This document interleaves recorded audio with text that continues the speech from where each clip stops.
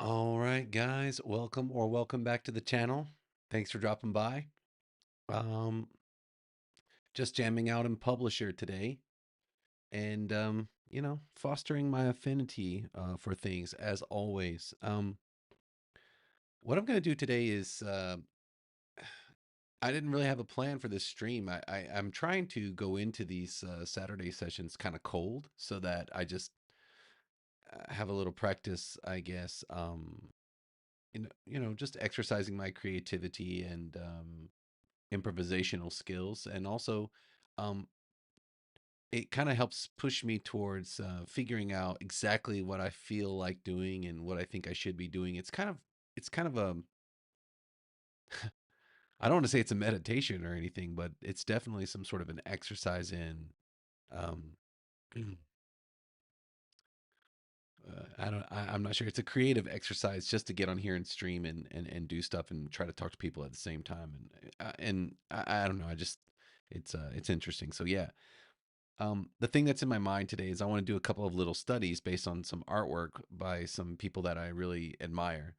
And I'll show it on the screen very briefly because I uh, it's hard to describe. I don't know how old it is actually. I caught a glimpse of it some time back. It's a project by some people from France, I believe. It's a children's comic book. It's called Ultra Laser, and I was just so taken with the artwork, and I've saved quite a few of the images to a few boards that I have on Pinterest. I'm in the Pinterest app, by the way, on my iPad right now. But yeah, I just really like um, these illustrations. So I don't know how to pronounce this person's name, and I don't even know if they're a man or a woman. Um, so please forgive me for that. I'm woefully ignorant about the French language. However, this artwork is stunning, and from what I understand, is uh, I think one person designs the characters, and they all write the story together. Or I guess they wrote the story together, and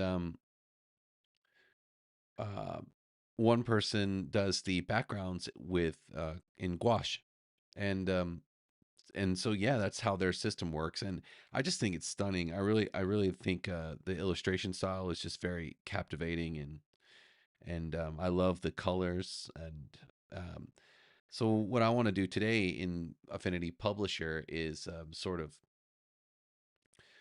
just do a few little studies, because I think that the shape language in these illustrations is just so pure, and there's something about it that really speaks to me, and that I've always wanted to sort of try and emulate or figure out, I guess. And so that's kind of what this channel is basically all about, is just figuring out what's up here, and getting it down here onto the screen. So before I actually start doing it, I will take a little bit of time to go through some of these illustrations that show up here, and just soak it in for just a minute while other people might be coming in. There's nobody here right now. It's just me and the void, as it were. But so yeah.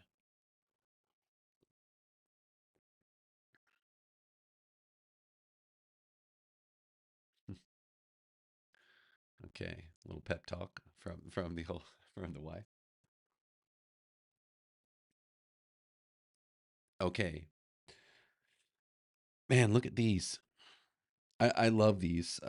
Just the shape language is just so really just striking. Like I really like all the looseness of it. Yeah, it's very it the shapes are so clear, like these big, large, um, rectangular and ovular sort of blobs and things like that. And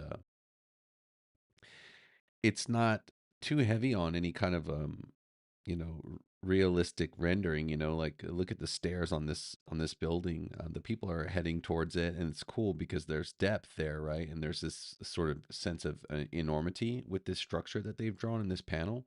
But when you get when you start to really examine it, you know, you look at the stairs, it almost looks as though they've been painted on the wall, but it's super effective. And there's just a simplicity to it that's just incredible. Um,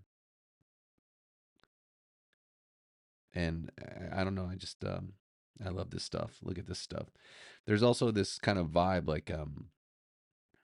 you know, some of this stuff just gets these sort of South American like images into my head, and I don't quite know. Maybe it's the colors too, a little bit. You know, like I I I love this stuff. I I think I've soaked in enough, and now I'm going to jump into Publisher and try to sort of bring that into my own paradigm. Well, the stuff that I'm working on lately. So yeah, let's go. Let's go back into Publisher. I'm going to start a new document here. Maybe move the microphone up a little bit so I can get a little more comfortable. Maybe even move my monitor back just a little bit without disturbing things too much. Okay, so what do we got here? I want to work. Let's go A4. 300's just fine. I don't want to get too bogged down with any fine detail or anything like that. And then I'm trying to decide whether or not I want to use some like layer modes or anything like that today. But I'm just gonna stick with what I know for a little while. We'll just stay within the realm of the CMYK for now. I can always complicate things. And then margins or bleed, we don't need any of that. Just turn all that off and we'll hit OK. Cool. Oh, shucks. Let me go back. Sorry, guys.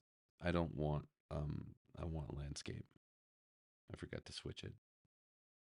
We'll go back and I'll also put it in pixels, perhaps. Yeah. I don't like dealing with I don't like dealing with the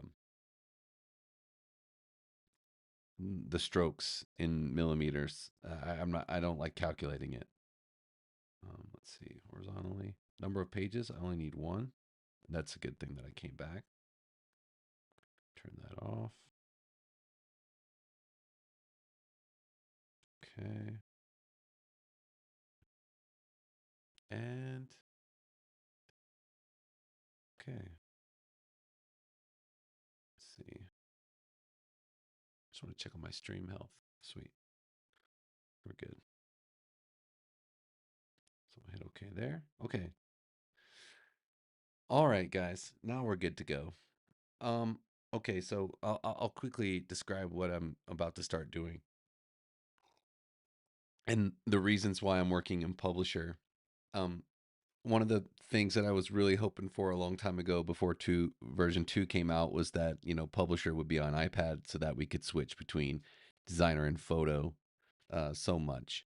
And now that it's here, it's weird because all the projects that I've been working on lately seldom allow for me to use it, you know, sort of take advantage of the Studio Link. But today I figured while I was on stream and I'm kind of just giving myself over to my own musings, I'm gonna try to play around with it a little bit. I'll probably only stream until about 7:30, 8 o'clock, but we'll see where it takes us. So these days I've been working on this comic sort of story, and the splash page of the story is kind of it's something like this. I'll just draw it out really quick. Oh, I need my trusty command controller. Come on out here, buddy. Um, the splash page is something like this. It's you know it's 11 by 17 sort of comic, and I've really been sort of focused on getting it right. Like I'm trying to basically illustrate this kind of evil tower in the moonlight, something like this. And there's some rocks, sort of framing up the triangular composition, and then at the top, the antagonist's sort of throne room overlooking his murky domain below will exist, sort of like a creepy eye up here of some sort. And then our hero would be down here. But for this stream, I'm gonna sort of not try to render the human, the hero, just because first of all, I haven't got all the details worked out where he is concerned yet. I'm still sort of developing that. And then secondly, um, it's it's a little tough to. I don't want to get into the weeds on that. Like what I'm really trying to do here is what like I want to sort of try to replicate the stuff that I just showed you guys in the on my Pinterest boards somehow. So I want to do a few little studies, right, with some vector tools, but I might throw in I've got some ideas about how I might be able to use some of the tools and things that we can use inside of Affinity Photo. So there's that. So where that's concerned, I'm imagining that perhaps the only way that the entrance to this tower is accessible, it's like maybe it's surrounded by water, like it's built in the middle of a lake, like a natural moat. I don't know why my voice is so weird and like it's so deep today. I don't know what's going on. I don't when I'm listening to myself on the microphone, I don't feel like I'm myself. It's weird. Um, I went for a 5 kilometer sort of jog today, but the air quality was good. I don't know what's going on. I'm not sick. I feel great. So it's weird. Anyway, so yeah, I've got this idea about the steps sort of creeping around this corner so that you enter a door, sort of, you know, just behind this ledge here. And then, at different intervals, there will be different sort of uh, things, like battlements and balconies and things that like sort of jut out from the tower, giving it some, creating some interest in the shape language of the object. I'm very interested in this concept lately of shape language, and I keep saying the word because it's sort of once I started listening to some lectures about it and how it's used in painting and stuff like that, it's been sort of really stuck in my mind. So yeah. Um, and see here, I think maybe like these sort of these archways, like sort of open up onto these balconies here, and then I'm imagining some kind of you know texture language here, like lines where the bricks are, or the stones, perhaps. But what I've got in mind for that is like maybe here in photo, we can take and build some sort of a texture brush that paints bricks and rocks, and maybe doing things that way, like and doing it very loosely, and we'll see. So for now, I think I've got a decent enough sketch of what I want to do, and I guess the reason I'm doing this on live stream now is just I'm not even sure, like the project that I'm working on right now, it's sort of it's a traditionalized sort of comic book sort of illustration, but I don't know. There's just this part of me that really wants to sort of branch out into other stuff right now. So that's I don't know. That's sort of where I'm. It's it's my it's the affinity thing. Yeah. Okay. So I think what I'm gonna do is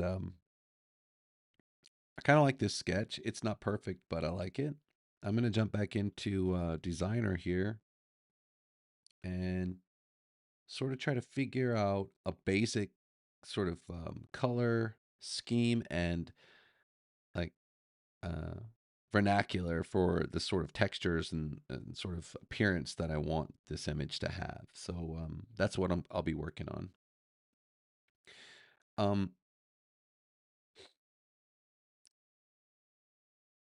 Part of me is a little worried. I did open the document in CMYK, and I tend to. I feel now I can understand why a lot of people have. It's you know. I really wish I had more artist friends. I'm sort of all out here all by myself, and so I don't really get a chance to talk with other illustrators or artists. But other than here online, but I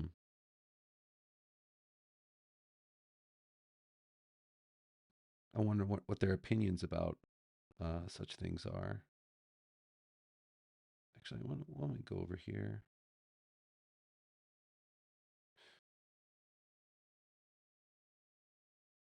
I feel like a good nighttime color is really tough to find, especially like if I was going to print this, I wouldn't want to make it too dark. Let's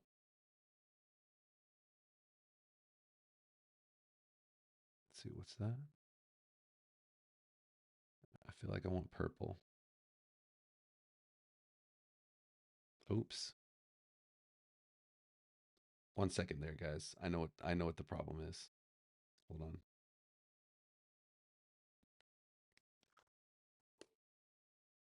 One sec. I got to step away because I know what's going on.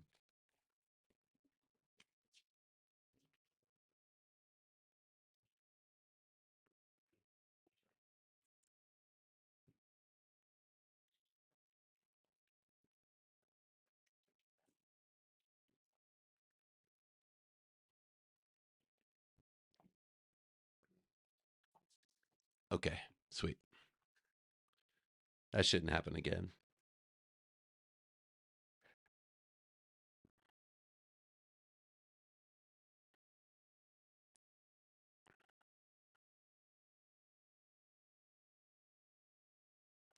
And then what I want to do with that sketch is I can go into the effects and add a color overlay that should darken it up a little bit. And then I don't even think I'm going to spend a lot of time worrying too much about the line art and things like that. Like, let's take a look. Let's take another look at what I was looking at earlier. So these backgrounds, the artists said that they were done mostly with gouache, and that the characters were done digitally. There's a softness to them, but there's still outlines and shadows and like, uh, being used. But there are no real, like if you look at this tree trunk here, there are no there are defining lines, but it doesn't seem that there's like a sort of a holding line on too many of the. Well, I don't know. See, that's tough. There are outlines, but they don't feel like holding lines like in a comic book sense. They feel they're just put there to add sort of weight to the illustrations. Like for example, like here on this edge of this house, that hard line right there, it's very it breaks it up from the rest of the composition. Whereas down here, the shadows do the job, so you don't need these like super hardcore holding lines on the structure. It's really tricky. Being able to do this uh, with this kind of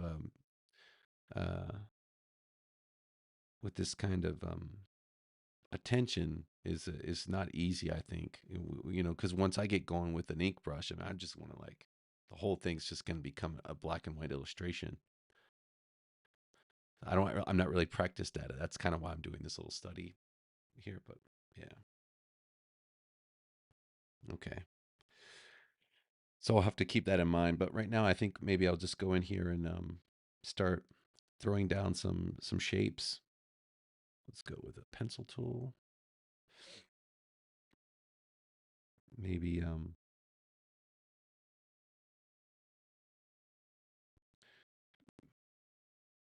maybe maybe I'm approaching it wrong. Okay, I think that's my night color. And then I think what I want to do is I want to go green for Grayskull because Grayskull. But even though that's not what my castle is, oh, okay, you know what? Maybe I'll try purple for the castle first. But if I don't like it, I'll change it because I have this idea that I want the light from the inside of the castle to be sort of green. I want there to be light coming out of the castle, like it's lit with like green fire or something like that. I don't know, but it's probably better to just jump in and go for it. Let me deselect here, grab anything like something like this. Oh, let me jump back out and put my show touches on so you guys can see what I'm doing. Sorry about that. Okay, go back into designer. All right, and we'll go sculpt.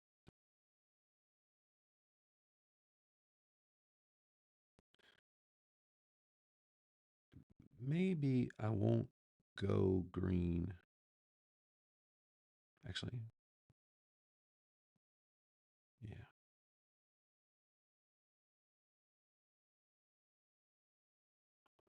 And I'm thinking just what I'm doing right now is I'm thinking like maybe I want to separate those spires, or I'm sorry, not spires, balcony parts, so that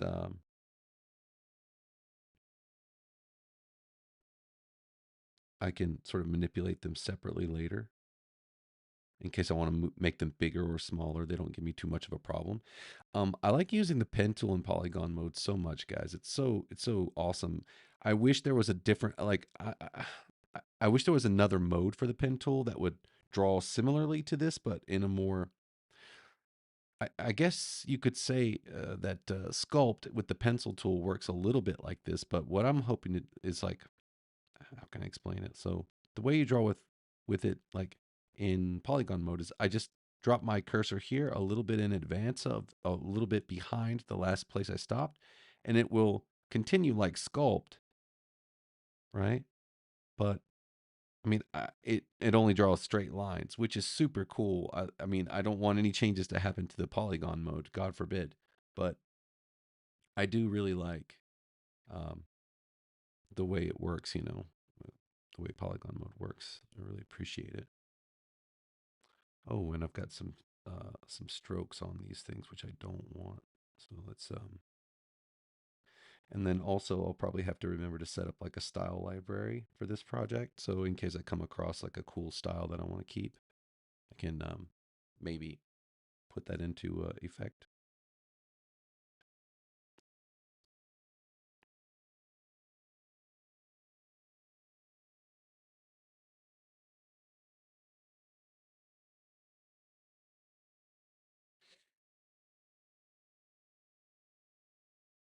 Okay. Oops. Cool.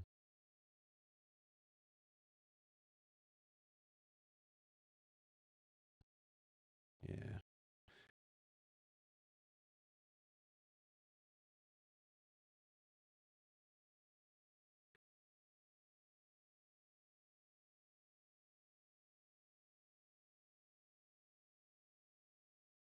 Ah, hi stream Dr. Duck. I didn't see I had to look up to see the message there. I was in the zone.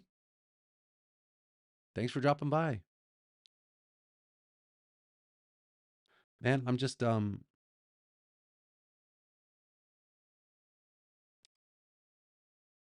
working out some ideas here. Just kind of experimenting with some style and just having some fun. I haven't done any straight up vector illustration in quite a little while because I've been so focused on doing comic stuff lately. I've really been working with pixel tools quite a bit. So, um, Yeah, I'm just kind of getting my feet wet again with this stuff. Cool. And then I can just take that shape, duplicate it, shrink it down a little bit. Nice. Thanks, man. I hope it'll be enjoyable. Thanks for keeping me company. It's lonely in this chat room.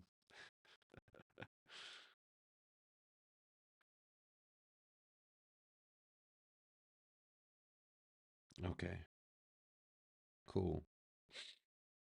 And what I'm thinking is that the rocks in the surrounding areas are probably of similar composition. So I will probably just use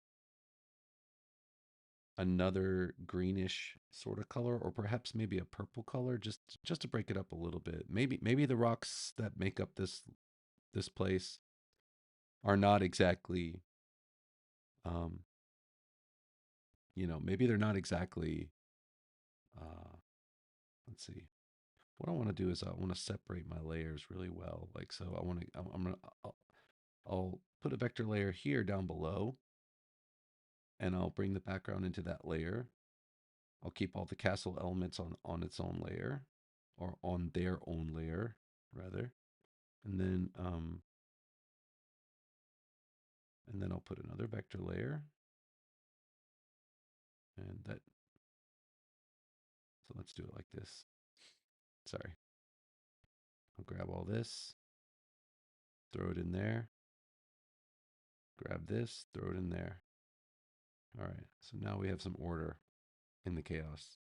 And now I'll start playing with the rocks a little bit. Um, let's go.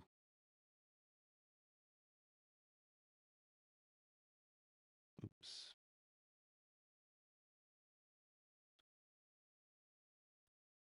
There we go.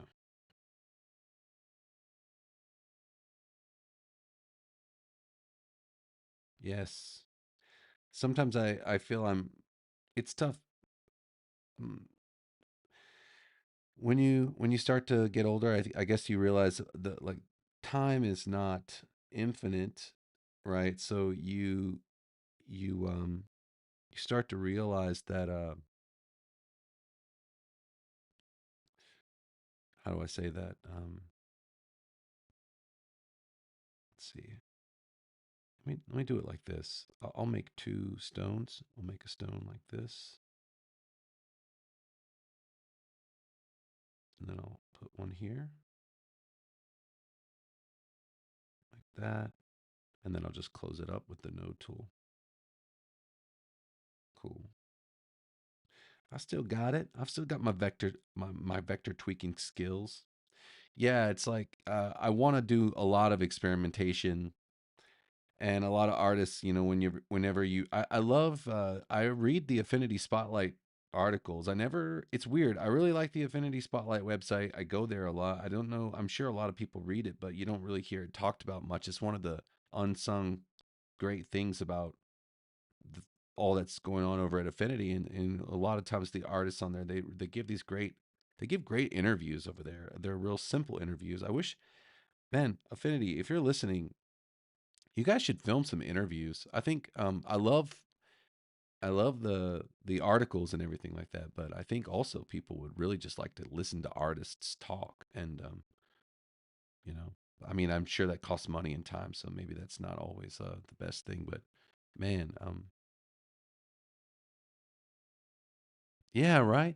And the artists on there are always saying like, "Don't be afraid to experiment." You always hear these things like this, but in your mind, I'm like, I keep telling myself, I'm like, do I have time to experiment?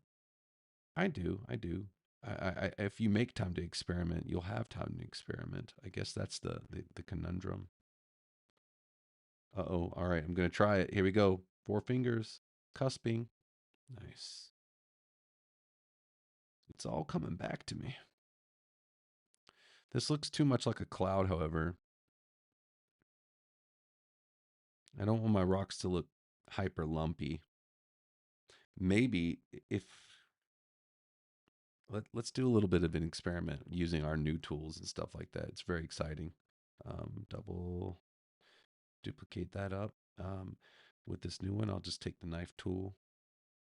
Why don't we just have a little fun here? And I'll go into my studio, unlock canvas rotation.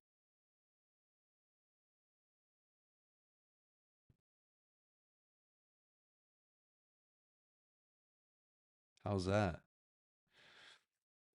I'll keep that there. What I'm trying to achieve, Doc Duck, it's like I'm looking at shape language and stuff like that, like in these illustrations.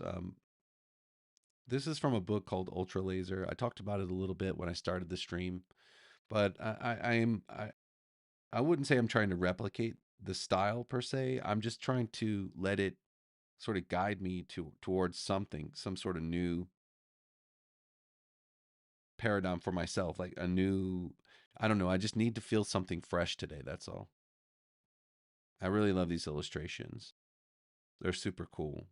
Um, I don't know if the characters are vector or not, but from the short article I read about the book, it's the backgrounds are gouache and the characters are done digitally and then they're put together during publication or when they're getting it ready for publication. So it's just really amazing. I love this tree stuff here on the trees. There's this great sort of language there with like the textures, the painted textures with the splattering and things like that. I wanna sort of get into that with my castle here. So that's kind of where I'm at.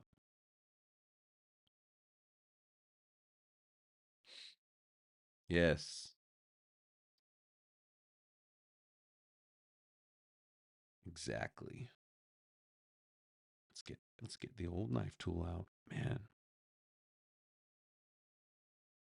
I'm gonna cut it right about here. Oops, sorry. What shape is that? It should be this one. There we go. There we go. Get rid of that. And let's see. A few more rocks couldn't hurt. I'll just take this guy, duplicate him, flip him. Get rid of some of these nodes.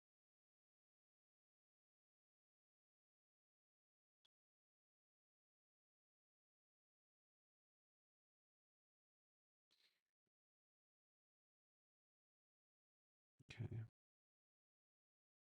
figure that all out.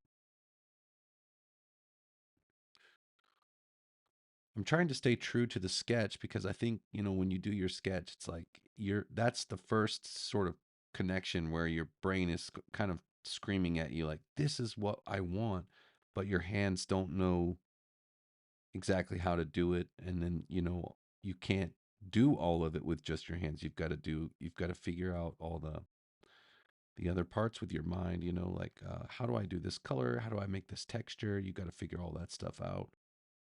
But I think the sketch lines are so key because they're like, you know, it's the first connection between the inner you and the outer uh, reality. Oh no, where are you? Why are you doing that? All right, and then so here it's the moon, right? So maybe it's a little. Yeah, that's nice. It's not a bright moon; it's a dim moon. If it's too bright, okay, I guess that's as bright as we can really go with these colors, with this color scheme anyway, but that's fine. Cool. And I don't quite like what my brain did here with this jaggedy, jiggity, jiggity jaggedy business right here. We're gonna have to fix that. Perhaps something like this. I'm wondering, was this evil palace, was it built into a mountain or was it constructed like a pyramid? It feels more like it was constructed. It's like a spire. So maybe I'll just stick with the idea that it was constructed. It's a malevolent construction, kind of spiking the landscape, a thorn in the earth, if you will. Get the old pen tool out, go back to polygon mode, and then maybe we have to go a little darker for the mountains in the background, but maybe they should be like a darker green. We got to find something dark. Hold on. Let's just do some tests here with a circle, some color tests. What about that? But they'll have moonlight on them as well. So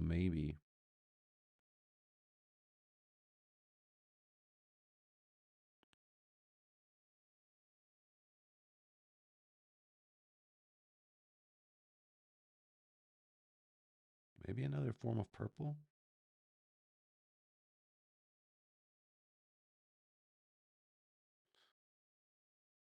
Okay, I'm starting to have ideas. I'm starting to get ideas. Maybe they'll be like stone colored, like these kind of grayish purples over here. So we'll play with that for a little while.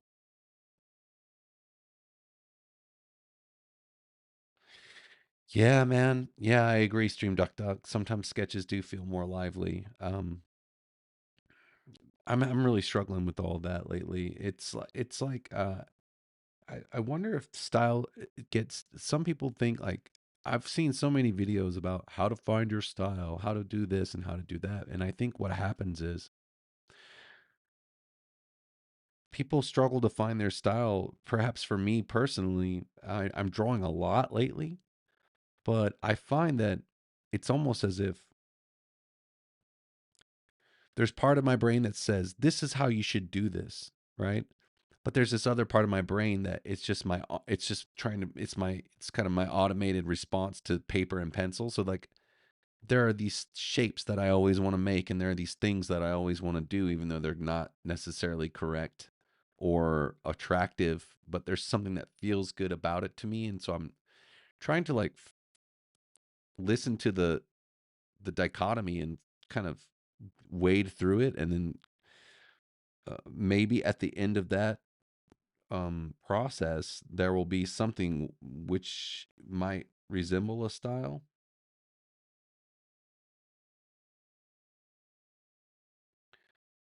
um, for example, I was drawing the other day, and when I first was really getting into comic art, the artist that really,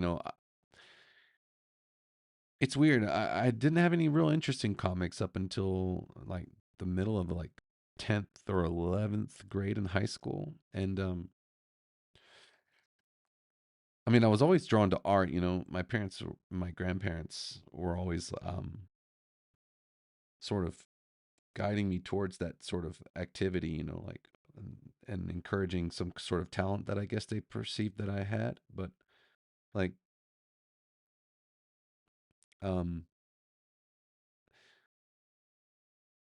Joe Madureira was the one in high school where I was like, this is epic, because of course I had already been introduced to the heroin like substance that is anime, and I was all over it.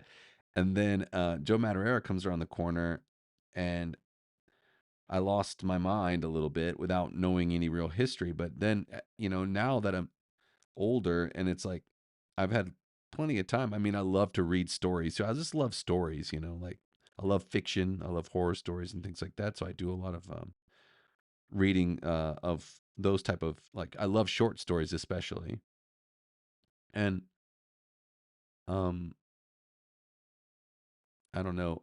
Now every time when I draw someone's jawline, it always ends up looking like Joe Madureira's jaws, like the jaws that he draws. You can't, or not the jaws, the cheekbones, the cheekbones. It's like these rigid skull, I, it's awful, and I'm like trying so hard to break myself of it and like form a new habit, but it's not easy.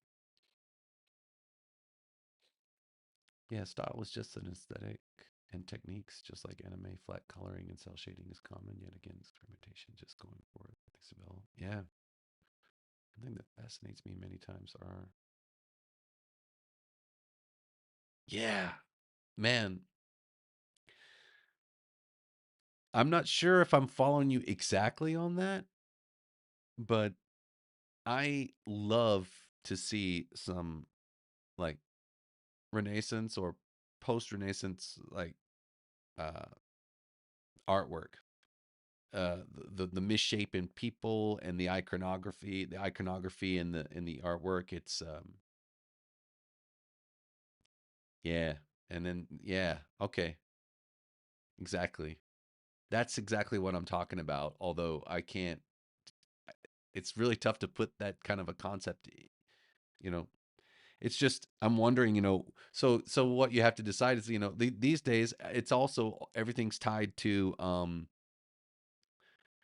what can be commercialized, and I hate that, and I absolutely hate it because it affects me like a disease, and I start to feel that everything is a waste of time if I'm not being able to figure out a way later to monetize it or sell it or package it. And then I keep telling myself, like, no, no, we're not going to do that. No, I don't want to be that person anymore, like, because it's just a symptom of this world we're living in right now. Everything's got to be published or packaged or, you know, but then if you don't do something like that, nobody sees it. It's kind of a conundrum.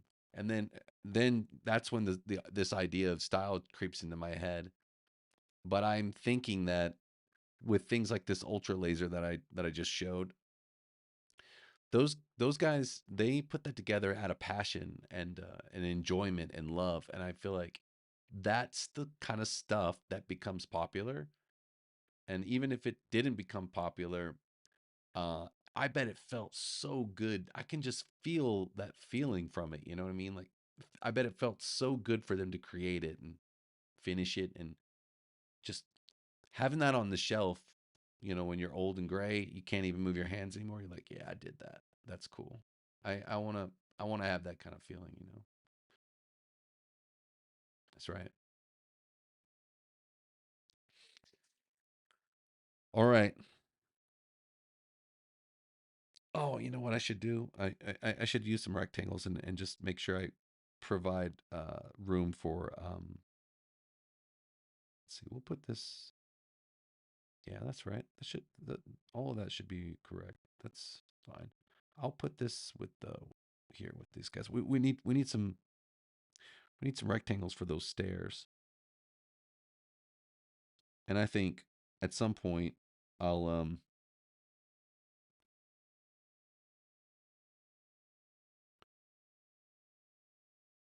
oops, we'll get in there.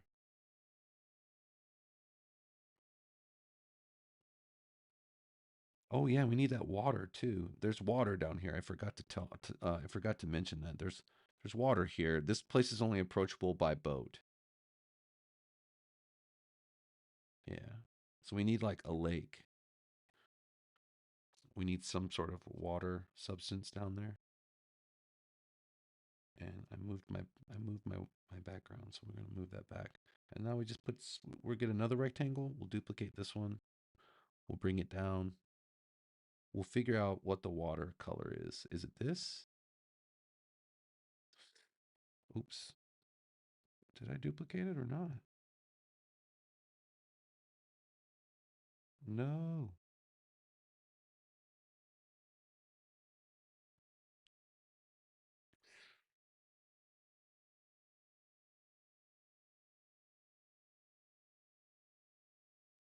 Something like that should be right. And I'll have to remember to it's gonna get it could get hairy later when I need to make reflections. That's why I didn't put too much detail into this little exercise. I feel like the moon's position is pretty good. Of course, I want to have some sort of oh man. Okay. Here's another here's another opportunity to share with whoever drops by another one of my favorite artists. Okay. So again, guys, like I said, I'm not sure how to pronounce the artist's name that did this, but these are the last names. I believe it's Henry Tuque and Girard. I'm not sure if that's how you say those names, but those are the people that worked on this project Ultra Laser that I found on Pinterest of all places. But there's another artist that I absolutely love that does similar stuff. Um, he Maybe you've heard of him. He's super famous. I don't know famous. It's weird. I don't even know what fame is anymore. I use the word very loosely. He's got a huge Instagram following. I think it's a Cosimo Galuzzi. I think that's the name. I don't know. Again, a lot of these people I don't. I've, I'm weary that I pronounce names incorrectly. But look at this stuff. Just the imagination and the conceptualization, but I love how pure and simple the illustrations are. And they're just like little bite-sized nuggets of these other alien worlds that are just incredible. And been a big influence on me, you know, over the last year or two. I've just I come back to this stuff, and it just keeps creeping into my brain. Yeah, right, dude. Man, look, Stream Docked Up. This guy is prolific, man. Like there is endless. I could just scroll this for an hour. I'm not joking, and we wouldn't be finished looking at all the pieces. Yeah, and that's what's crazy about it. It's that here I've got a board. I'll just show you my board. I keep my boards pretty private because I don't know. I don't know why. But now I'm live streaming. I'm showing everybody everything all the time, so I don't really care. But look at all this stuff. This guy is incredible. Yeah, I really admire this artwork. It's great. Um, just now, wait a minute. Now, this is directly related to sort of what I'm doing right now. Like this is kind of the vibe I'm for the nighttime scene. But look at this stuff. But that water isn't exactly water, is it? It's almost like a slime. Here we go. This is a little bit more painterly, right? Rather than the other stuff. But yeah, if you anyway, I had to share this artist's name with you.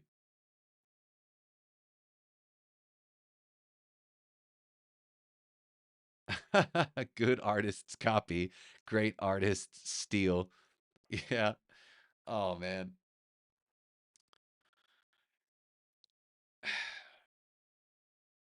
This it's an excellent sort of segue into a conversation about influences because when I see this, you know what I see? I see Mobius when I look at this stuff. But it's in its own little paradigm, like right? It's gone pretty far away from the hyper manic detailing and things like that. I mean, I have a Mobius board too, but it's in the same vein. It's got this Mobius sort of vibe to it. Where's my Mobius board?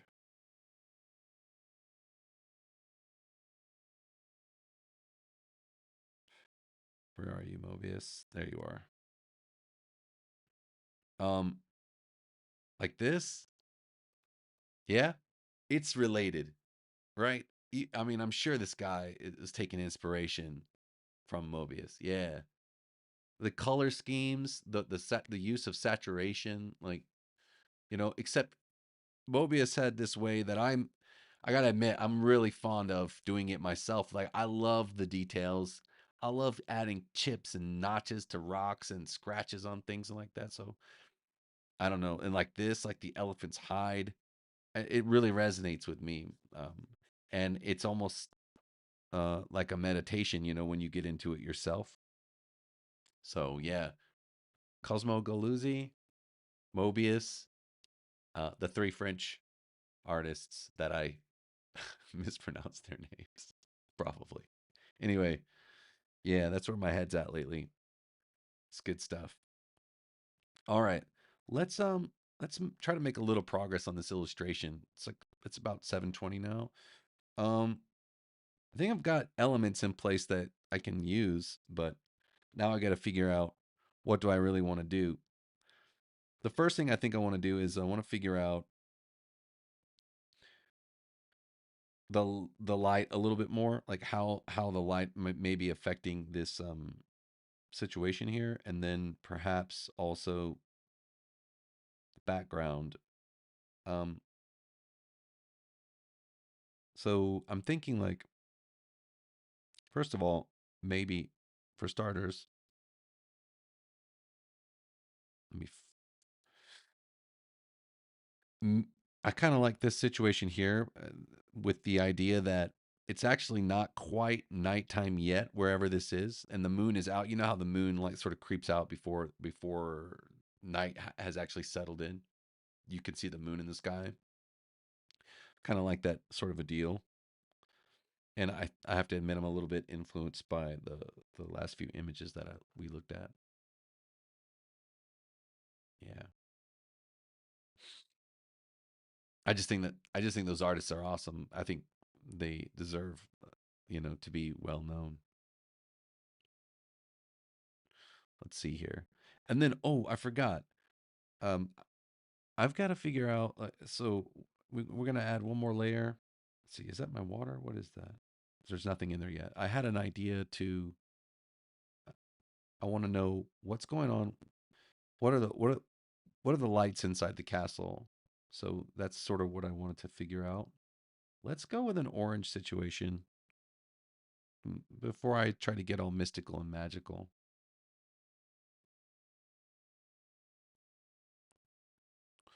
Do I want these to auto close? Yeah, I think so. Maybe sculpt off. Okay, that'll work. Let's get in here. Auto close them. Thanks, Affinity.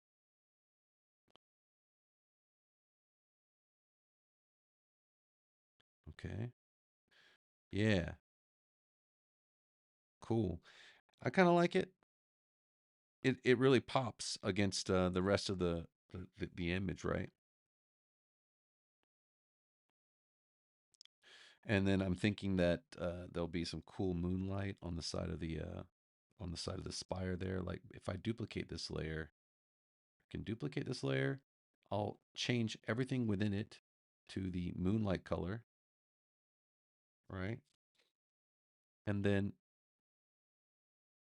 let's just see what happens when I use a transparency gradient on this beast real quick.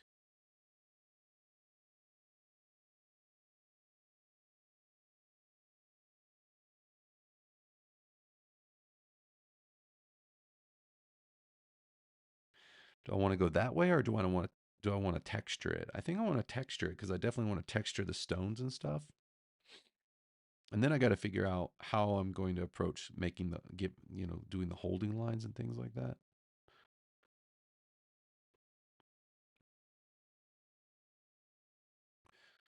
We'll keep that as an idea for now. I'm just going to call that lighting idea.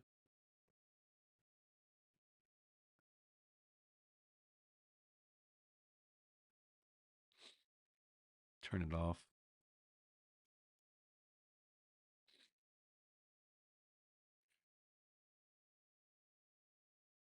Yeah, I'm thinking like maybe even the gradient could have some more color in it too. Like if you go back to it, maybe if I come here, maybe nah,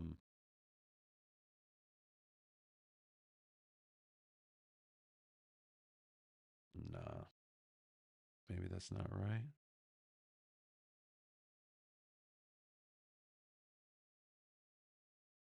Maybe that's not exactly how it should be.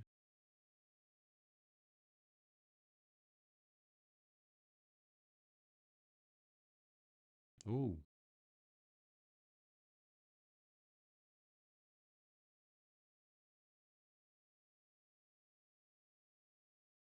see, can I get away with darker? Sometimes that feels like, you're trying to get away with something naughty. You're like, hey, can I push this a little bit more? Doesn't work out. I kind of like the other way better. Actually, why don't we do this? We'll keep that. I'll copy that one, duplicate it, and then I'll go back to the original way. Whoa. The there. Yeah. We'll get rid of all this stuff. We'll change this back to the moon color. Yeah. I mean, man, you could even go like with some kind of a purple here. Can increase my purple action. Something like that is kind of nice.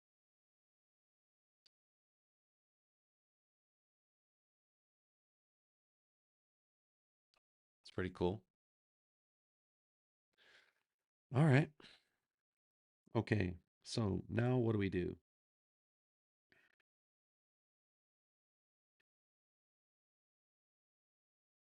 Well, first of all, I'm going to take a snapshot in case anything zany happens. Oops. That is the thing. That is the thing, guys. Oh. Snapshots are not available in Publisher. So what I'm going to do real quick is jump out and save. That's one of the drawbacks to working in Publisher. Oh. We'll call this sketch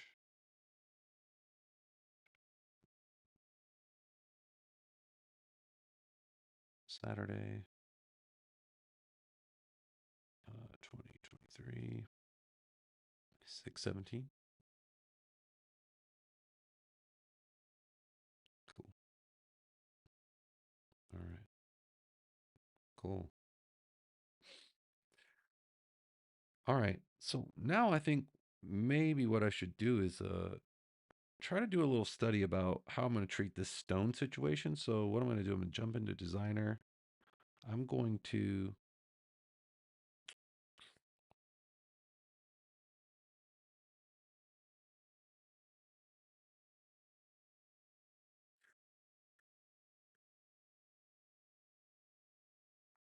first of all, let's play around with some brushes and pixel persona real quick. Maybe some texture is going to be the thing that really pumps this up to the next level. I don't have any of my brushes installed, but like I said last week, these days I'm really using Affinity's brushes a lot more. Let's see.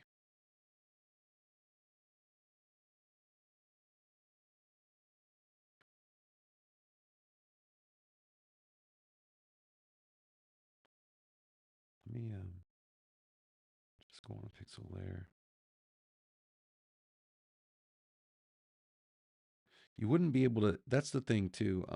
You got to think about like what you're trying to accomplish with the detail. Like you wouldn't be able to see fine details of the bricks from very, very far away, like we are in this image. I mean, our point of view, the horizon's super low. We're really far away. This thing's big.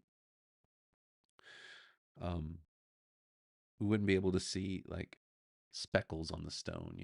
So it's kind of, what do you do then? Well, at that point, maybe we can get away with some splattering. That seems like it's possible.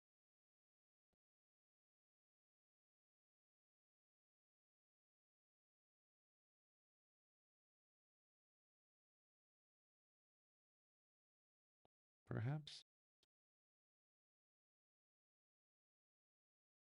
Maybe those are stones. You know what I mean?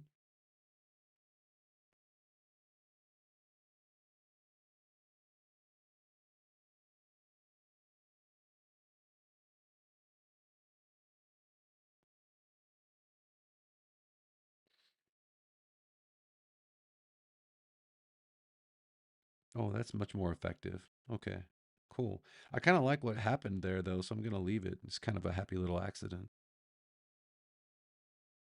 Getting Bob Rossi on you guys, but I think that's okay. I like these new stipplers that they added. I don't know if people know that they exist, but yeah, the default brushes in Infinity is pretty. They're pretty solid lately.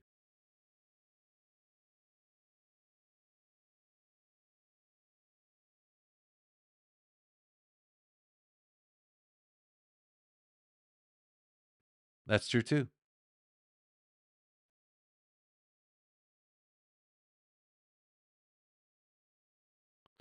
I'm trying to imagine them as stones. I think that's the safest bet. Like rocks tossed into the mix. Maybe I'll have to work around them as I like try to figure out the. Oh, this one's got. Okay, I see. Those have pressure attached to them. And then maybe I have to lower the opacity of this stuff. Oh no.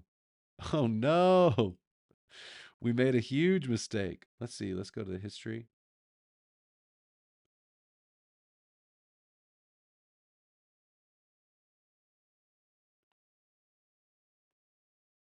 Oh, that's too bad. Okay, we're safe. We learned some stuff there. Maybe I'll label that. Okay, cool. All right. Now I think I'm gonna get in here and start having some fun with this stuff. The let's see. Some of those rocks need to be in front of the lights. It's like that. So we're there. And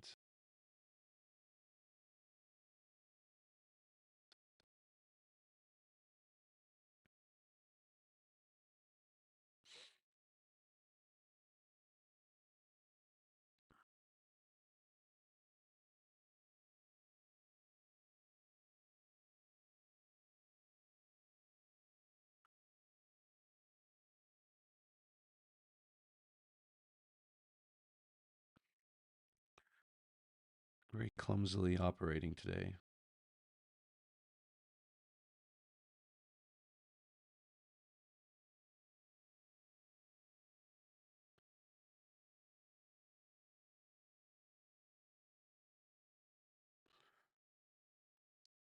And I'm thinking like maybe these we need to we need to add some lighting to this stuff over here.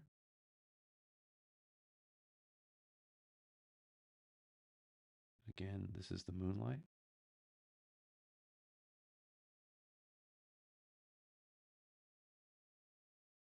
Let's copy that style. We'll extend it onto this.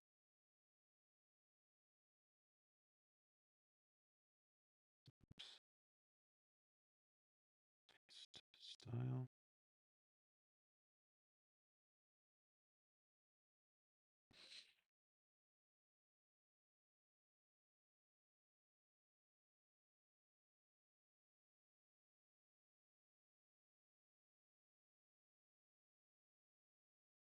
Oh, that's weird.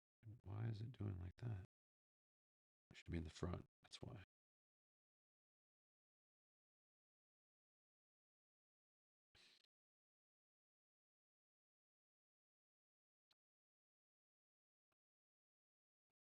And even the tower needs a little bit of a gradient, right? Like, where are you? Here? Yeah. But what I'm picturing with the tower is more like a much darker green than the normal green, and then just barely touched by the light at the top. Perhaps only just very little, and then I can bring that over. Yeah, that history function comes into great. It comes in real handy.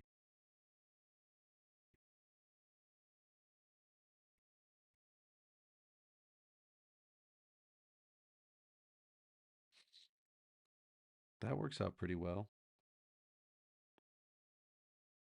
Okay, can do some stuff with that. Oops.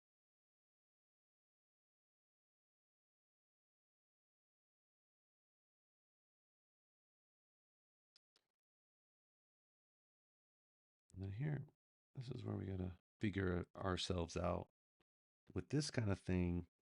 This is where stuff gets real tricky, right? Because it's like, how can I? Okay, so let's try a few. We can try transparency,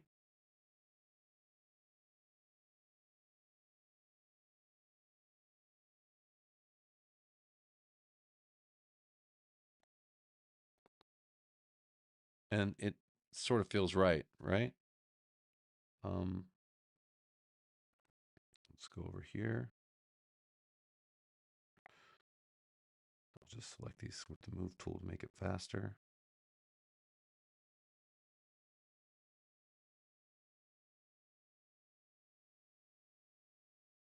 That sort of works out. I want it to appear as though it's they're connected. I don't want it to look like you know they're separate entities. Select that.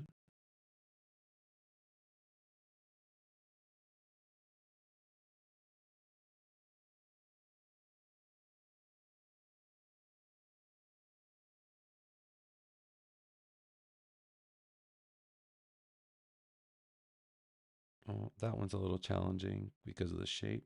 Let's put this down here.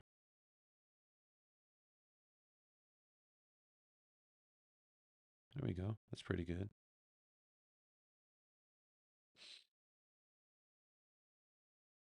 Okay. And then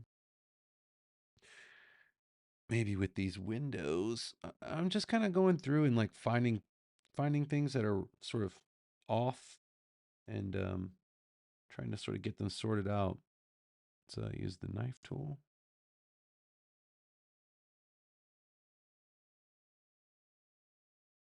and get rid of the parts we sliced off. Um, maybe I think it's more charming if they're not exactly perfect. You know what I mean?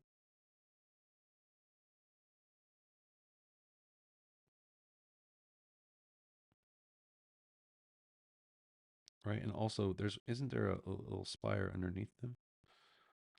We'll figure that out in just a second. Okay, here, knife tool.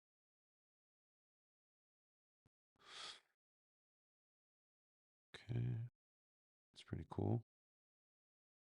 We'll group those up with a warp group. Just want that. Okay. Then actually, I want to where there you are, right there. We got to change that gradient on him just a little bit. But this one's a kind of a special case. It needs to be a little bit darker. I don't know why, like when you have a gradient in place, I want to know what's the deal with this weird gradient parallelogram thing that happens. I don't understand it. I don't know what it's all about. I feel ignorant, but I would rather just see this. I don't know why that thing appears. I don't like that. Oh, and this one should be like this. And then of course, we can get rid of this color. No, no, no, no. We can get rid of this color.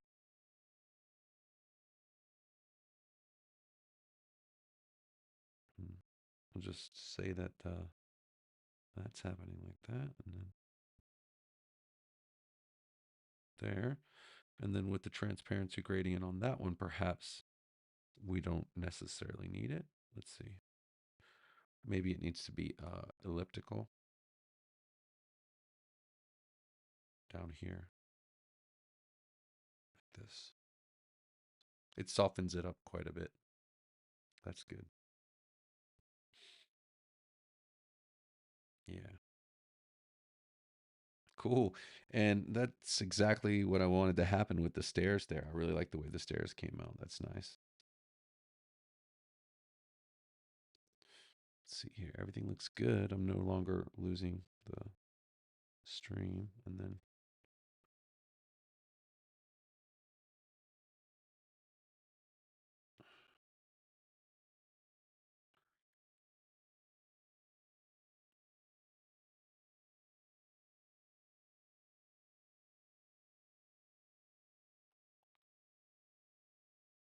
with the stairs, the trouble is they would be more and more, they would get smaller as they go back.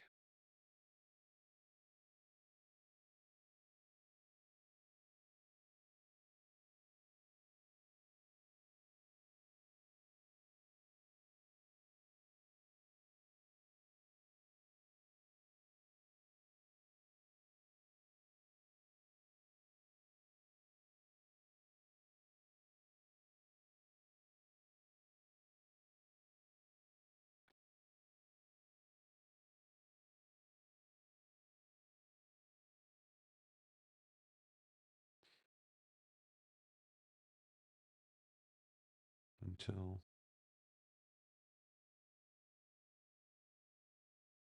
I think that makes a lot of sense. They still look too large, but I think it's the illusion of what I'm trying to do is the illusion I'm trying to create is being created. So I'm happy with it,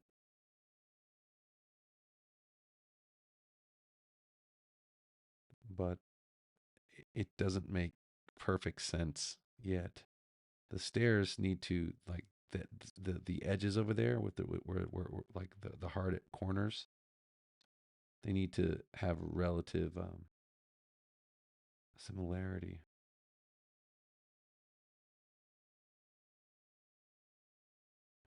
in the distancing,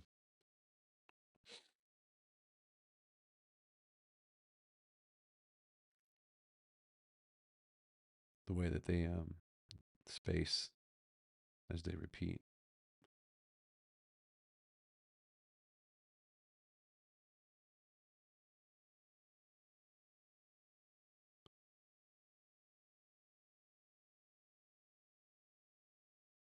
What?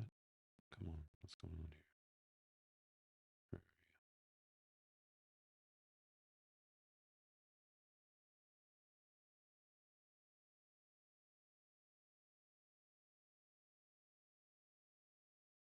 That that's good enough for right now. It's kind of what I was after, sort of what I was after anyway. All right, cool.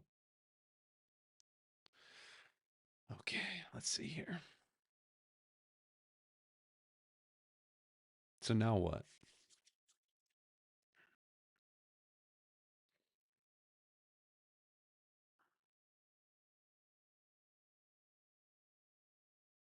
Now I think we'll go back to sort of trying to figure out the texture and the situation there. So what I think I have to do here for this is I'll have to duplicate this layer. Oops, sorry, one more time. I'll duplicate this layer, remove all the stairs, put all this stuff together with Boolean operations, or I could create a compound. Um, hmm. Well, we have the other shapes backed up. Let's just go ahead and do this. And then what I'll do is I'll create a white there, and then set the layer mode to overlay, maybe. Let's get it out of the layer. This is going to be its own little thing. Or maybe,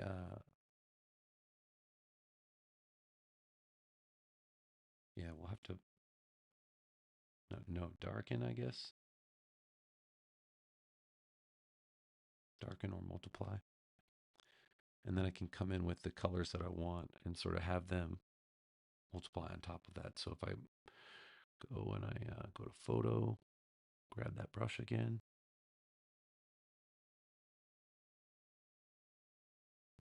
Oh, it's white. Wait a minute. Let's go with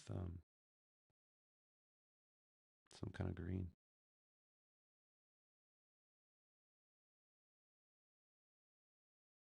And maybe multiply is not like what we really want to do. maybe maybe I don't have a fill on it at all. But if I feel like if I don't have a fill on it at all, it won't that I forget how this works. Wait a minute. So it's like yeah, I just have to do the pixel layers within the vector objects down here. So maybe that's what I have to do. I thought I'd make it easier on myself, but maybe that's not the right way to go about it. All right. Let's start here. Let's add a pixel layer, throw it in there. All right, let's go back to photo, find some texture that works.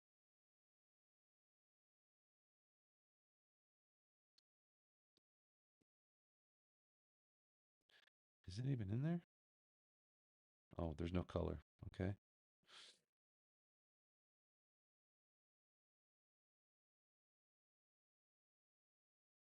What's your system of clipping masks, might I ask? Stream Doc Duck? I'm interesting how you go about it. Like, so what I was gonna do is I was gonna combine all the shapes together so that I could put everything on one clipping mask. That way, it keeps it kind of keep it simpler. But maybe it's better to just go into each individual vector object. It makes all that it makes the problems with the layer the overlays a little. It changes things a little bit.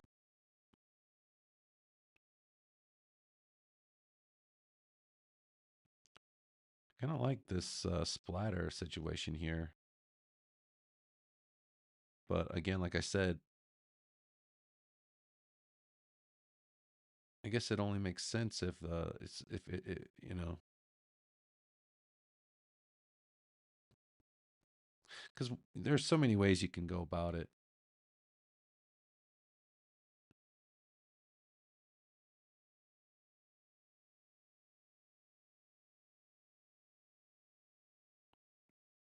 Okay, this is just we're just playing right now. We're just figuring it out. Not I don't necessarily like it.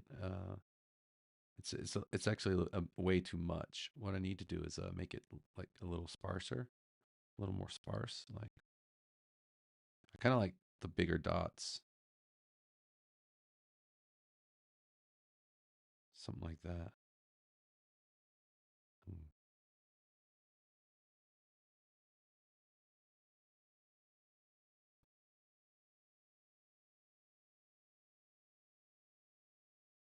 Like when you take a pixel layer, let's say you want to do color and texture the vector layering, just got to put the pixel layer inside it and then do it from there. Yeah.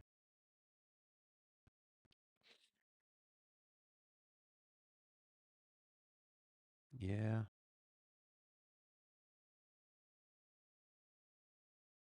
I love Affinity's system of how you can just sort of locate the curve and then paint into it. That's really nice.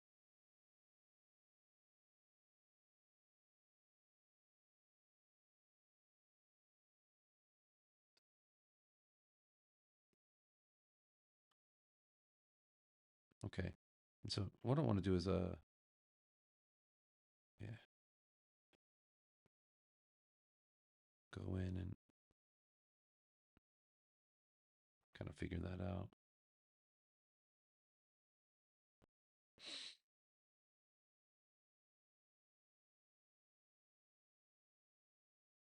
Where's this one?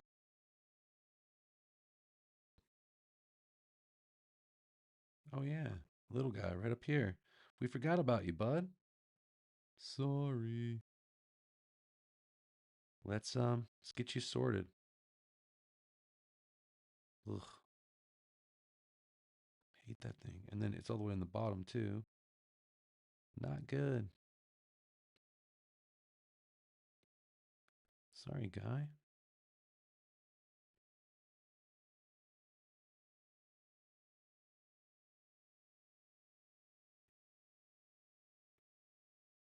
Yeah, maybe that one needs to be elliptical.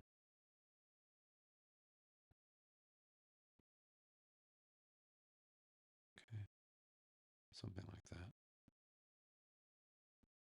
And then we'll paint inside.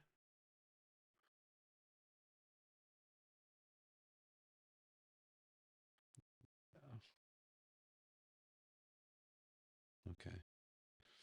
And then what's the layer mode for this stuff?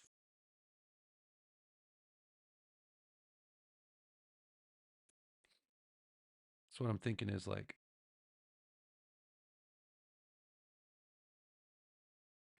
just overlapping a few textures so I can get that textured vibe. Yeah, it is a little tedious and systematic, but maybe it's what's required, it's what's called for, you know. Also, here's another cool thing, another reason. Well, it's not like it's absolutely necessary now because we've got the warp mesh in Affinity Designer 2.0.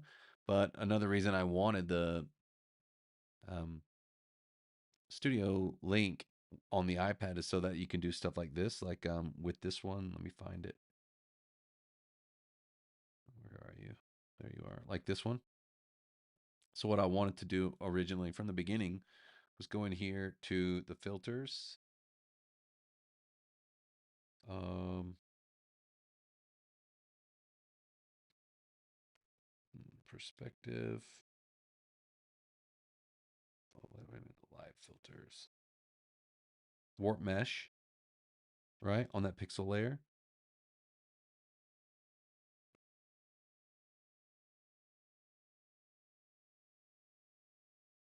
and sort of try to figure out a way to make it sort of warp to the curvature that I'm trying to imply on the surface there, something like that. Is that making any sense?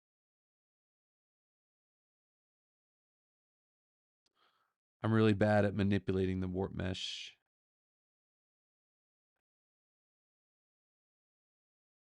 but yeah, I'm trying to do something like that.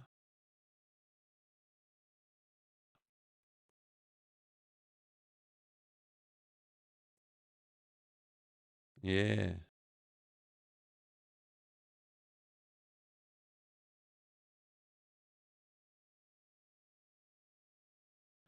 Ah, yeah. I, Stream Doc Duck. When you type "oh yeah," the way I'm hearing it is "oh yeah," like there it is, like that. So I don't know if that's how you're meaning it, but that's how I'm taking it. Yeah, like that. I want to do the same thing for the mountain for the big part too. So like when I come down here,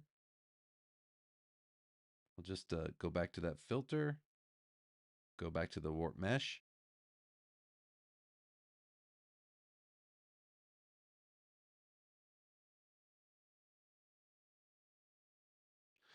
With textures like these, it's not clear whether or not it's making a huge difference, right? But at least I can try, you know, like to warp them a little bit so that they feel that they're sort of moving around like around the side of it rather than they're just flat against it. Like here it seems to be very effective. Do you see the result?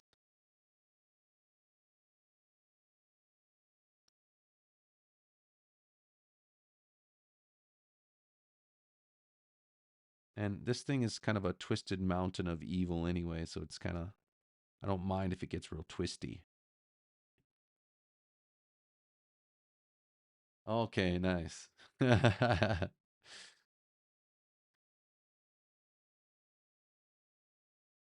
Oh yeah.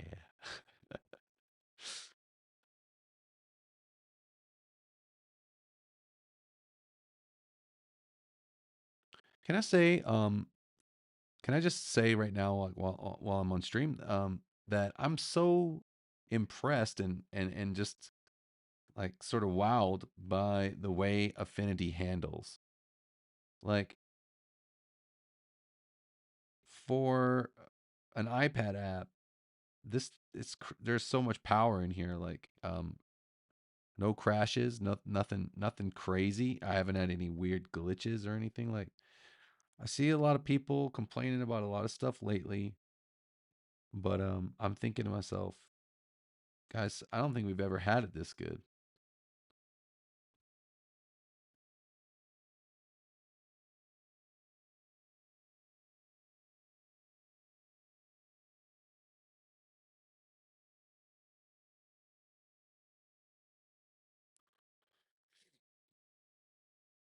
Yeah, me too.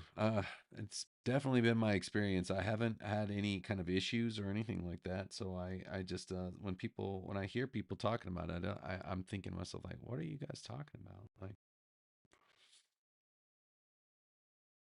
all right, here's where we got to figure it out. Ooh, that's kind of nice.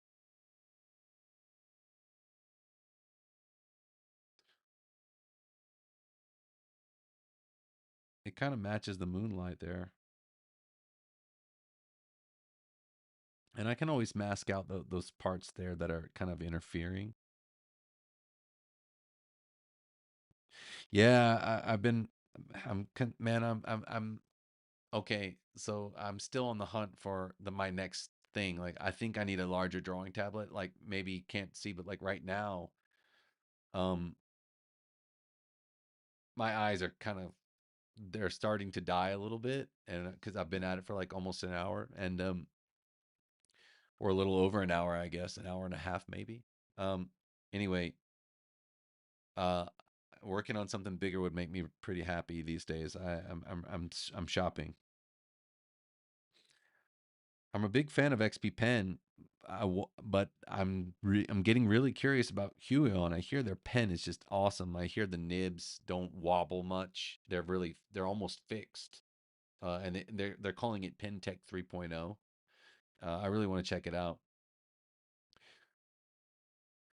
Well, I'm on an M1 iPad, but the M2s are out now, and those have the hover thing where you can like suck up colors from different. I don't know.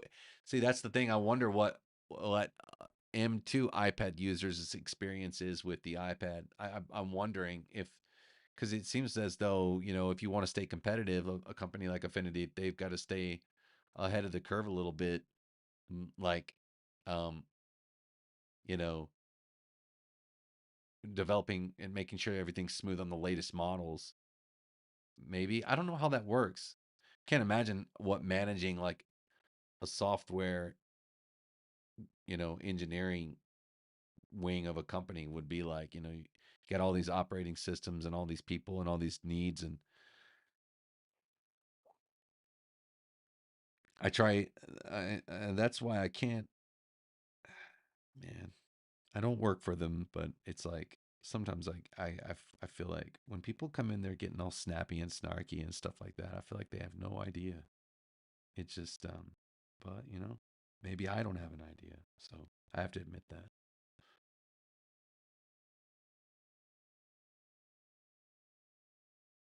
Like how are you gonna be mad about something like that? Yeah, where are we? All right, cool.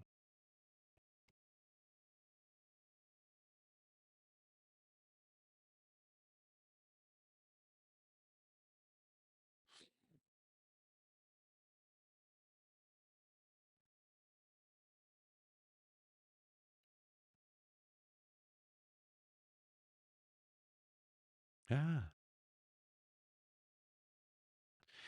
Okay, so my tip for the day is if you're working with the live mesh, slow down because what's happening is I want to go fast, but when you miss the handles, it's like nothing's happening. So you've got to slow down.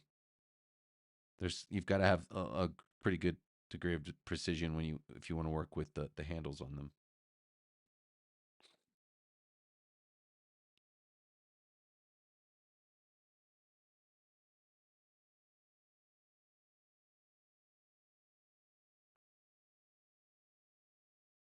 Right, right, right. That's true. What's going on with the windows?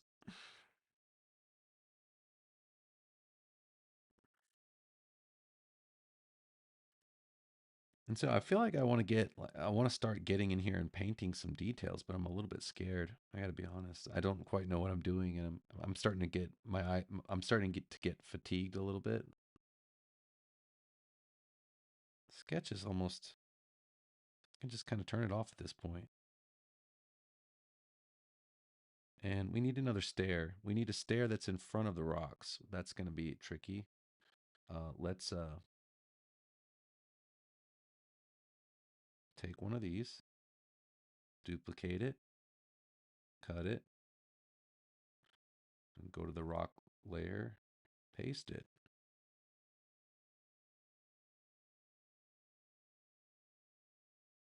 shorten it up.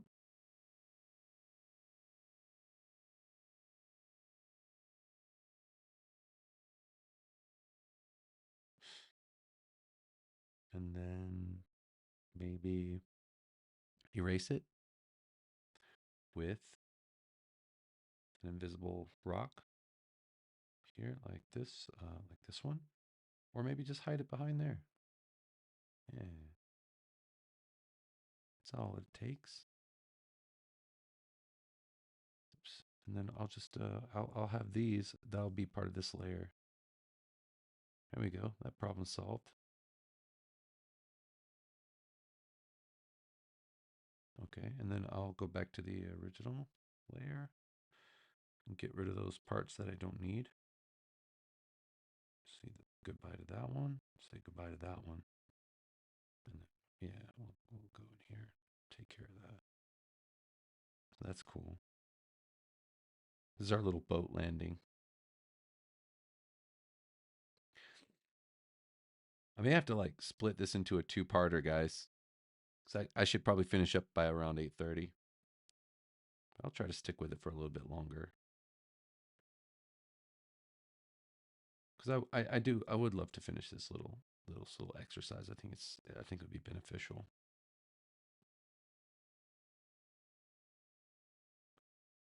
Heck, if Stream Duck's enjoying it, we're good. We're good.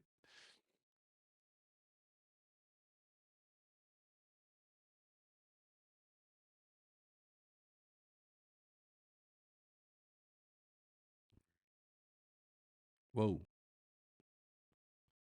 big stare. Where are you? There you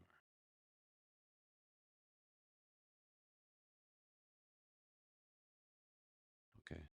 Duplicate. Grab the one behind. Move it up. Another thing I think I'll do is later when I start adding detail to this, I can make those steps not perfect. Like I would love to, for example, I'll just try it on one. If I go back into this layer, like for this one here, for this first one, what if I just take it, go back to designer, get in there with the node tool or the knife tool, and just imperfect it a little bit, like.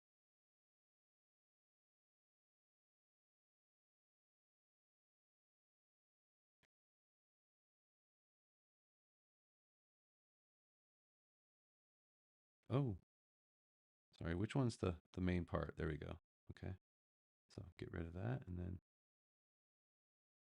get rid of that, and then take the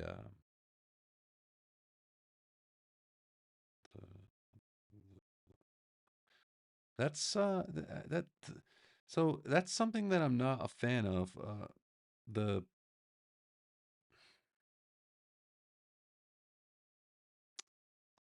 the way that gradients, like, look at this. I'm Affinity. Please, if you ever happen upon this stream, I don't like that. Like, why would you do that? Like, I don't understand this parallelogram business. It makes it so weird and hard to control. I don't like it. And I don't want elliptical. I want a linear. I don't know why that happens every single time.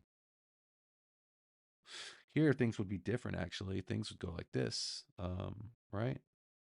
Maybe something like this. Yeah, and then there will be a reflection. It would be mirrored, perhaps. Something like this. Oops. I'll have to work all that stuff out a little bit later, but it would look something like this. And maybe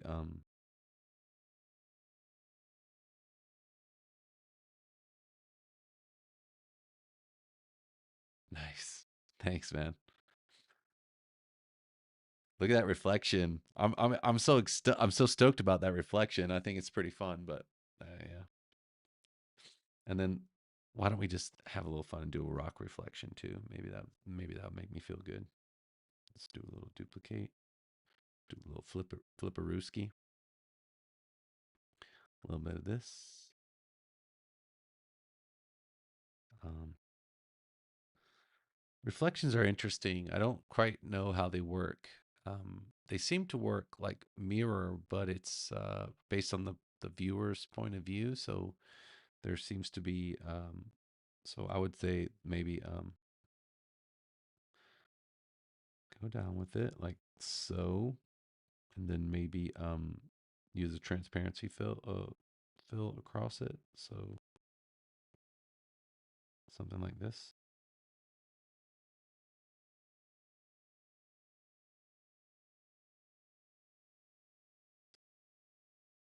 Yeah. And then maybe the edge of the rock, of the upside down rock,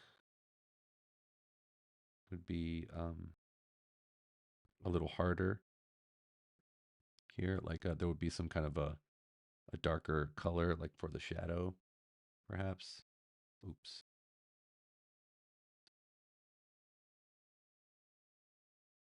Uh, or maybe it's that watercolor. I don't know how that would work. That's a challenging sort of situation. Something like that. Yeah.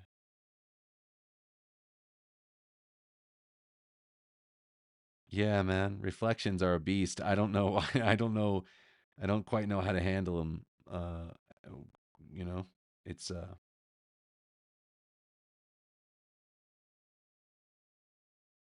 they're tough. Well, at least for me, I don't know how to handle it yet.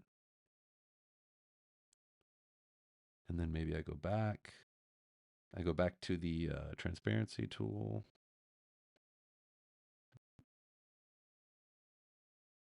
something like that.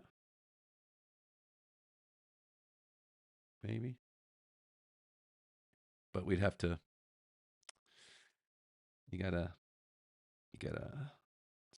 Maybe I'd have to mask part of it out. Like it look like this, but then I'd have to go in with some sort of a mask.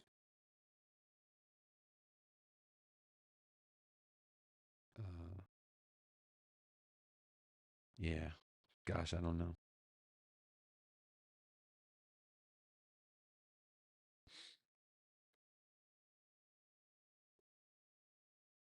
All right. I think. I think. Yeah, and there will definitely be a starry sort of sky, I guess. I don't quite know what's going on with those mountains now. Um, Maybe they're the color of the moonlight, or maybe darker, something like this. Maybe they'll have like snow caps on them or something, or that kind of a deal. I'm not quite digging the shape, the way the shapes are talking.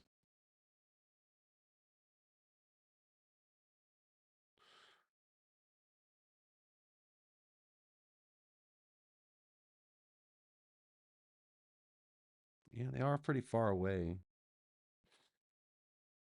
I don't know.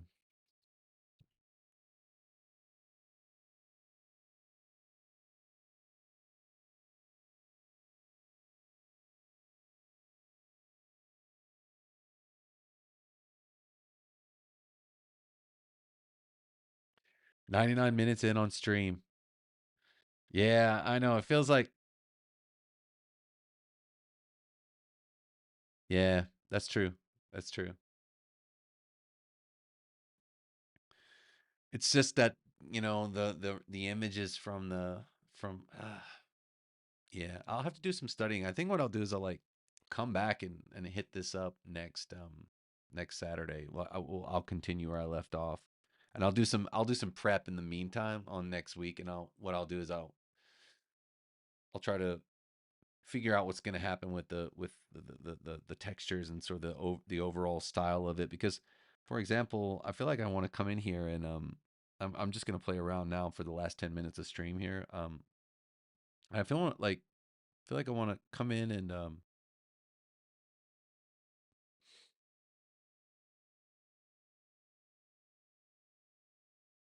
I got all kinds of ideas about what I want to do.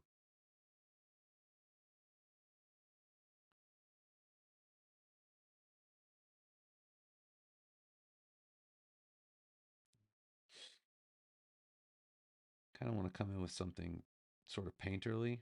How did that brush get all the way down there? That's so weird.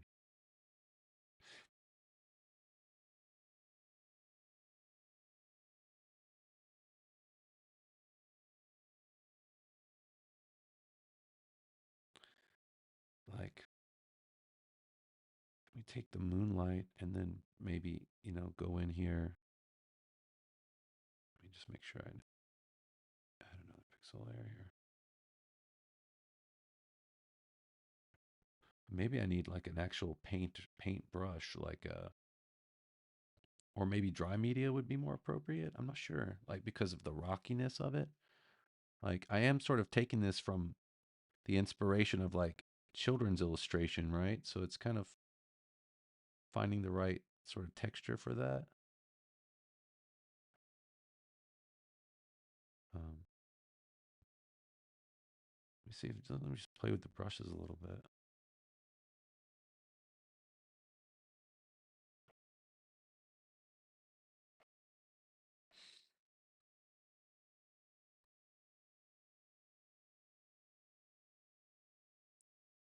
No, I think I want to go with something more painterly.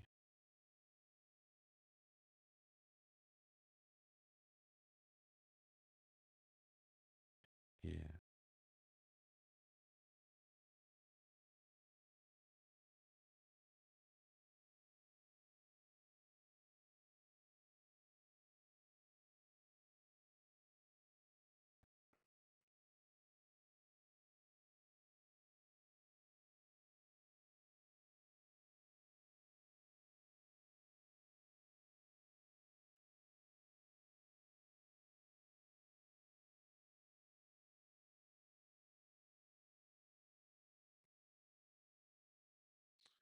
It's not working out. Let's try another brush.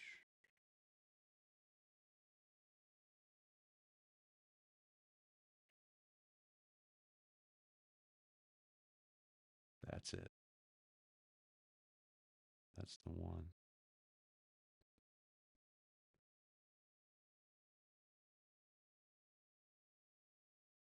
But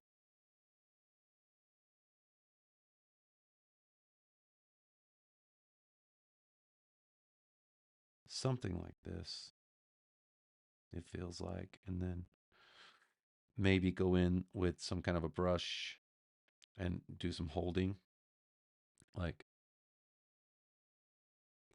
some forced pressure.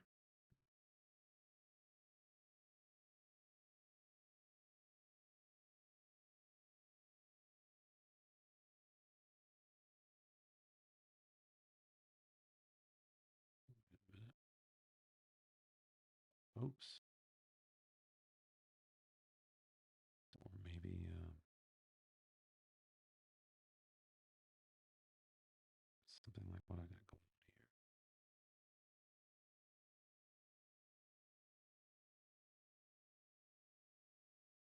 Get closer to black with it.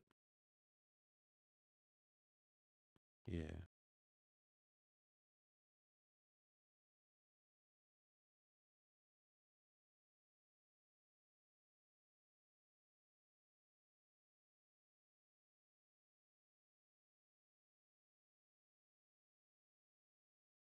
Maybe the color would have to be changed too, but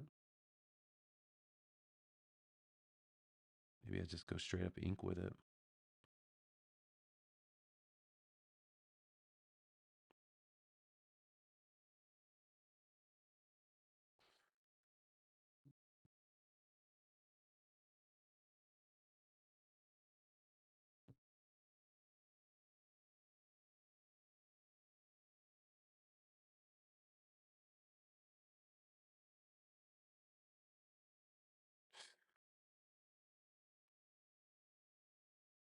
What's the big eyes?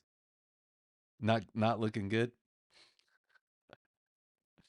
Yeah, I know it's not. I know it's not. It's nothing great. I am. I'm literally just experimenting right now. Like, but it'll get figured out. It'll get sorted. I gotta figure out the way to do it. Uh,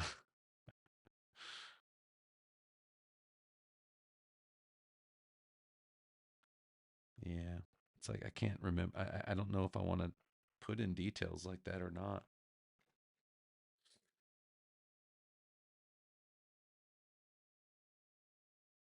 Am I on the right layer? Yeah. Okay.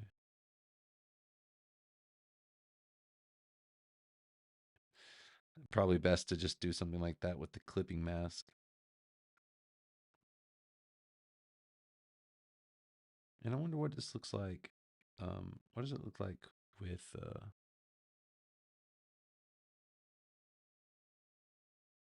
pixels? Feels like the moon needs some moonlight. There's all kinds of stuff that needs to be done. I'm wondering about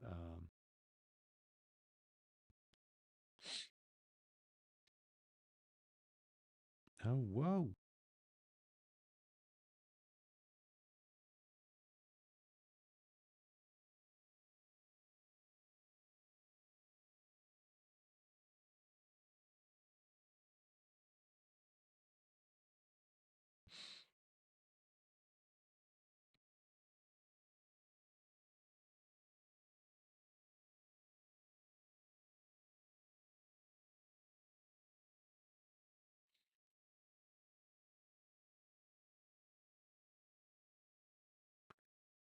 And here it's like maybe stuff out here like this. I'll have to do some blurring effects, like to get the light like coming out of the windows on like shining out. Maybe it's really bright in the night, something like that. Just kind of spitballing right now, like trying to get my ideas out.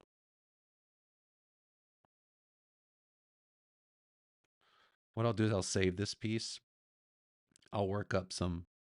I'll start working on the problems over the week, and then once I get that sorted out, like how I'm going to approach it, um, we'll come back on Saturday next week and figure that out. Feels like that would happen, and then there'd be like maybe the bricks or the stones that they use to sort of help reinforce the structure will be showing. This is sort of where I'm going with it. I know it probably looks really dicey right now, but that's okay. Like there'd be this, and then there's going to be a little bit of a, you wouldn't be able to see the flat surface of this pedestal. Actually, the light would only sort of break through on the rims of it, and they're like castle embattlements here, but they're so small because people have to stand on this that you probably wouldn't see them well. Or I don't know if those are called embattlements. I don't know why I'm using that word incorrectly like that. I had to fill in a word from my, to sort of make the sentence. Something like that. Right. Yeah. I just hope it, it seems like there were a few people in here, 6 or 7 for a while. It's,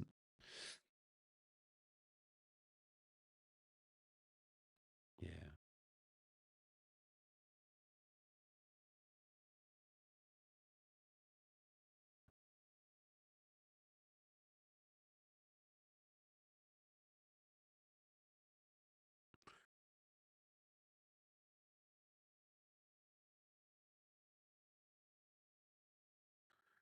I don't know why, but I feel like these details, like this stone right here, like I'm really starting to feel that. I don't know. It's just it's coming to me now, like what to do.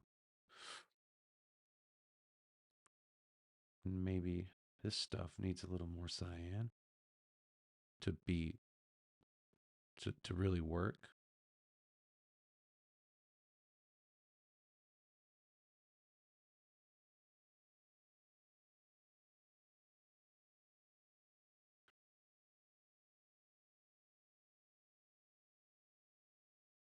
Oops.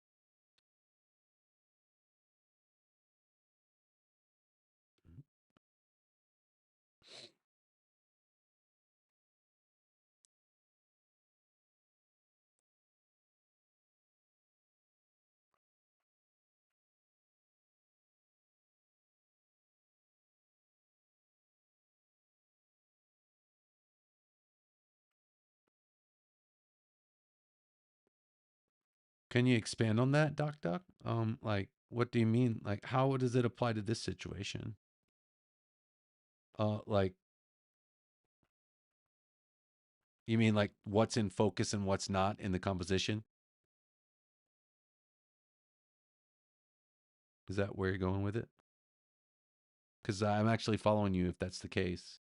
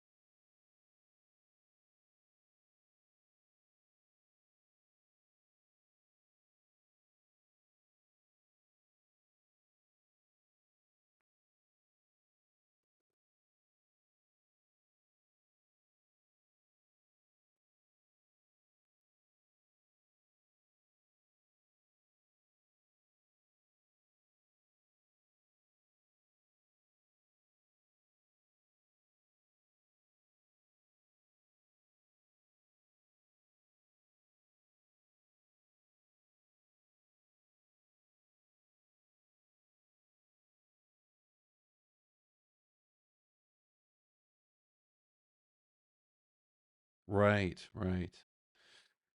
Yeah. Hey man, that's good advice. I've got so much to learn, you know? I I struggle with that sometimes because right now, like I'm in this zone where I definitely know that it's kind of weird because I was thinking that, I want that the top of this thing to be like where the focus really is. Um, but figuring out like exactly how I should go about that and exactly also light is tough. It's like a subject I haven't quite mastered. I mean, I've spent most of my art study with form and line. You know what I mean? I'm still struggling with color, and I think that's another reason I wanted to try to do this. Is because I think I need to start learning color more and sort of figure that out.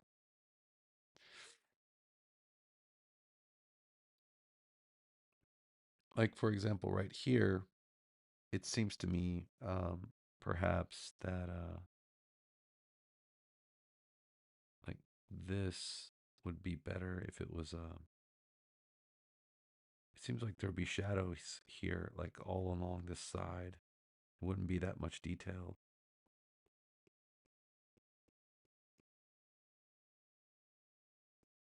except where the light is sort of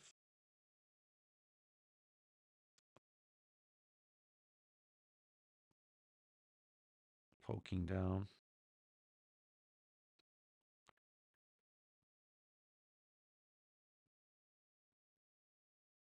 Thank God for digital art, man. I couldn't afford with the way that I experiment. I couldn't afford to be a regular artist, like a traditional artist. Like I'd go. I mean, this is kind of what the problem was for me too when I was younger. Like, I remember so clearly, man. My art teacher, God bless him, shout out to Mr. B. He gets so frustrated with me. Like, I'd run through like some. I'd run through some art supplies in the art club in high school. I would go through some art supplies I was not interested in I wanted to experiment, but the assignments were pretty cut and dry. Like, do a watercolor painting, do a pencil drawing, like do a mixed media. God help you if you're a high school art teacher and you tell your kids to do mixed media projects, because I was, I, I made sure. Let's just put it this way: I made sure the art club budget got used. Okay. Oh, jeez. Man, I was a piece of work in high school, man. I was a I'm still a piece of work, man. Okay, wait a minute. What is this color? It's gnarly. Let's go deeper. Nah, it's too rich. We didn't quite make it to 40 there, so I think we did okay.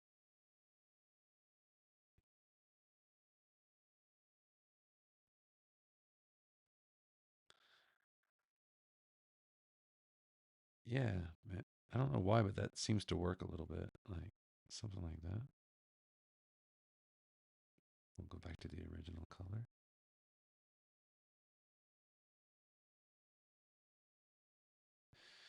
And we'll let the moonlight creep on the other part. Maybe I should have just painted this from the get-go.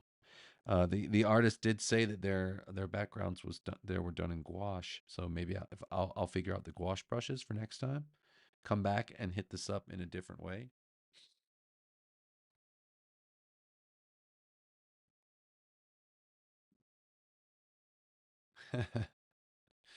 Yeah, and high school.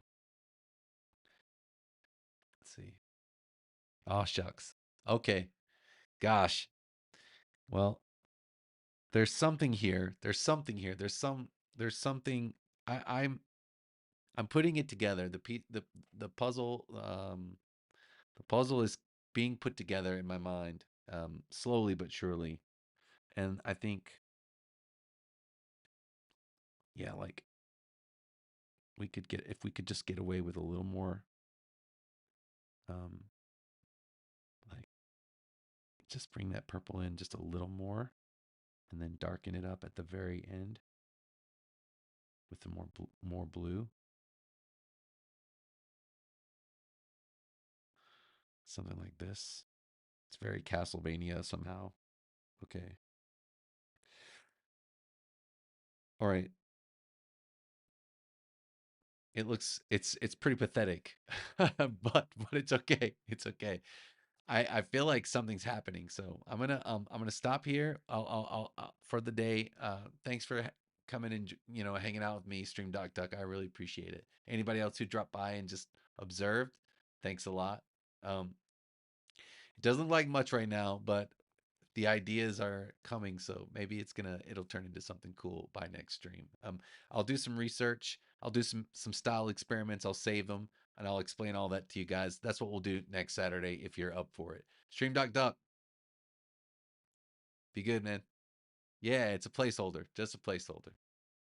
All right, guys. Uh, Anybody else who's watching? It seems like there's 5 or 6 of you. Uh, Take care. Keep working hard and stay positive. Stream Doc Duck. See you next time, everybody. Cheers. See you later.